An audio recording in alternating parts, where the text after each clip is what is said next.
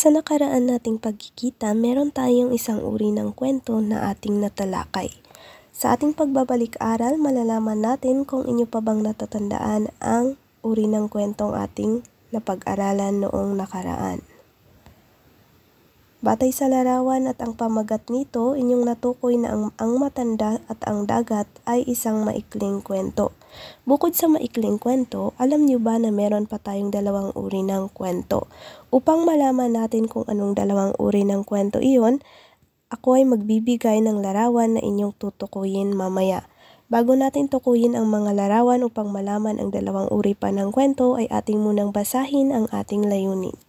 Ang ating layunin sa araw na ito ay upang inyong matukoy ang pagkakaiba ng pabula at parabola, batay sa elemento at katangian nito. Sunod ay inyong nailalahad ang tema o aral sa nabasang buod ng pabula at parabola. At ang panghuli, nakakabuod kayo ng sarili ninyong kwento na pabula o parabola na naaayon sa pamantayan na aking ibibigay kalaunan.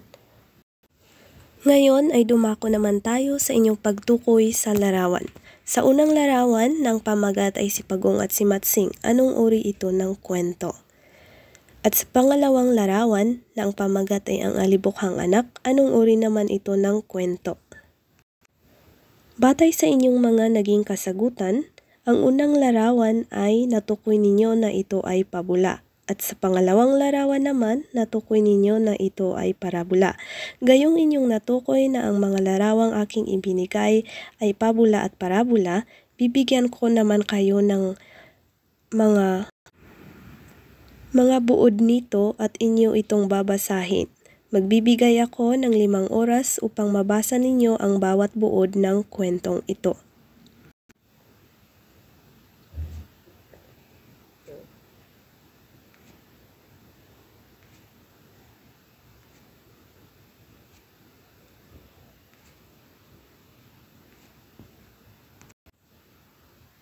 Bilang pagtataya sa inyong kaalaman at pangunawa sa inyong nabasang buod, bibigyan ko kayo ng sagutang papel na naglalaman ng mga katanungan ayon sa sumusunod.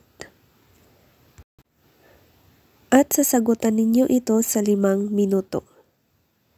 Gayong tapos na tayo sa ating pagwawasto sa inyong mga naging kasagutan, nais kong sa bawat hanay o ayos ng inyong upuan ay magkaroon kayo ng 3 minutong pagtalakay sa mga ibibigay kong katanungan na nasasagutin ng inyong representative. Sa unang hanay, pakibasa ang inyong katanungan. Sa ikalawang hanay naman, pakibasa ang inyong ikalawang katanungan. At sa ikatlong hanay, pakibasa ang huling katanungan. Ngayong tapos na ang 3 minutong inyong pagtalakay, ano ang kasagutan ng unang hanay sa ating unang katanungan? Class, napakinggan ba ninyo ang kasagutan ng inyong kaklase? Nasabi nila na ito ay may tauhan, tagpuan, suliranin at wakas. Ngayon, mula sa kanilang nabanggit na kasagutan na ito ay mga tauhan, tagpuan, suliranin at wakas, ano ang tawag natin dito? Sino ang makapagbibigay ng sagot? Tama, ito ay ang elemento ng kwento. Sa ikalawang hanay, ano naman ang inyong kasagutan sa katanungang naibigay sa inyo? Ano ang napansin ninyong pagkakaiba ng pabula at parabola? Ang naibigay ninyong kasagutan ay may pagkakaiba ang pabula at parabola sa katangian. Ngayon ay ating titignan ang inyong kasagutan mamaya kung ito ay tama ba. Ngayon naman sa ikatlong hanay, batay sa inyong mga nabasang kwento na pabula at parabola, ano ang napapansin ninyong pagkakatulad nito batay sa ikalimang katanungan? At ang sagot ng ikatlong hanay ay, ito ay may aral. Tama ba ang inyong mga naging kasagutan? Ating mapapansin kung ang inyong ibinigay na kasagutan ay tama ba. Sa unang katanungan, inyong nabanggit na ito ay mga elemento ng kwento. At sa ikalawang katanungan, nasabi niyo na ito ay may iba't ibang taglay na katangian. Tama din naman. At sa panghuli, ang ikatlong katanungan, nasabi niyo na ito ay may aral. At tugma naman ang inyong kasagutan. Ito ay kapupulutan ng aral. Sa pangkalahatan, ang pagkakaiba ng pabula at parabola ay batay sa katangian. Sa pabula, gaya ng ibinigay kong buod sa inyo, ay inyong napansin na ang mga ginamit na tauhan doon ay mga hayop. Pero bukod sa hayop, ang ginagamit ng mga tauhan sa pabula ay mga tao o diwata, mga bagay at mga halaman, o kaya yung mga walang buhay na mga bagay. At ito ay pawang kathang isip lamang. Samantalang sa parabola, ang mga ginagamit na tauhan ay mga tao lamang. At ito ay hango sa banal na aklat o Biblia. At batay rin sa inyong naging kasagutan kanina, nasabi ninyo na ang pabula at parabola ay may mga elemento at ito ay ang pagkakatulad ng pabula at parabola na nakabatay sa elemento. Ang pabula at parabola ay parehong nagtataglay ng tauhan, tagpuan, suliranin at wakas. At ito ay kapupulutan ng aral. Gayon din, may maayos ito na pagkakasalaysay mula sa gitna, simula at wakas. Naglalarawan din ito ng kaugalian o kumakatawan sa kaugalian o katangian ng isang tao. Inyo bang nauunawaan ang pagkakaiba at pagkakatulad ng pabula at parabola? May katanungan pa ba kayo?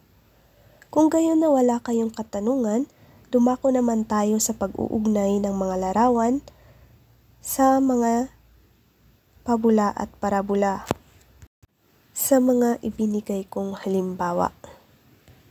Dito sa ating pag-uugnay, mula sa inyong nabasang pabula, ano ang maiuugnay nating aral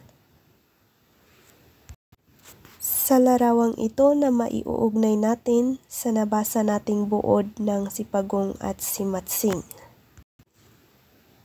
Dito sa larawan, paano ninyo maiuugnay ang aral o temas sa pabulang si Pagong at si Matsing? Sa inyong mga naging kasagutan, nasabi ninyo na ang mga sumusunod na terminolohiya tulad ng backstabber o traitor at may iba pa ding nakapagsabi din na huwag magtitiwala ng basta-basta sa mga taong nakapaligid sa iyo. Kilalanin mo muna silang mabuti. Maari bang magbahagi kayo ng inyong mga naging karanasan? Mukhang nakaka-relate ang iba ninyong mga kaklase. Maraming salamat sa inyong pagbahagi. Naway magsilbing aral ito sa atin na tulad sa buod ng pabulang si Pagong at si Matsing, huwag nating gagamitin ang ating dunong o kaalaman para lamangan o makalamang sa iba. Ngayon, sa ikalawang larawan naman, ano ang maiuugnay nating aral doon sa alibukhang anak? Ang inyong naging kasagutan ay ang pagtanggap ng ama sa anak. Sana wala nitong landas. Tulad ni Jesus, bukod sa pagsasakripisyo ng kanyang sariling buhay, tayo ay kanyang tinanggap at patuloy na minamahal sa kabila ng ating pagkakasala. Maihalin tulad sa alibukhang anak na sa kabila ng pagtalikod ng anak sa kanyang ama upang gawin ang kagustuhan niya o makasariling pagnanasa ay tinanggap pa rin siya ng kanyang ama. Sa inyong karanasan, tulad ng paghingi ng tawad sa inyong mga magulang ay naisasagawa ba ninyo? Maari bang kayo ay magbahagi? Sa inyong isinagawang pagbabahagi, magsisilbi itong aral hindi lamang sa inyo kundi pati na din sa akin, bilang paalala din sa atin. Gayon, sa ating final na gawain, inaasahan kong kayo ay makapagbubuod ng sarili ninyong pabula o parabola batay sa ating mga pamantayan. Ngayon, basahin ang ating pamantayan dahil yan ang ating magiging puntos sa araw na ito.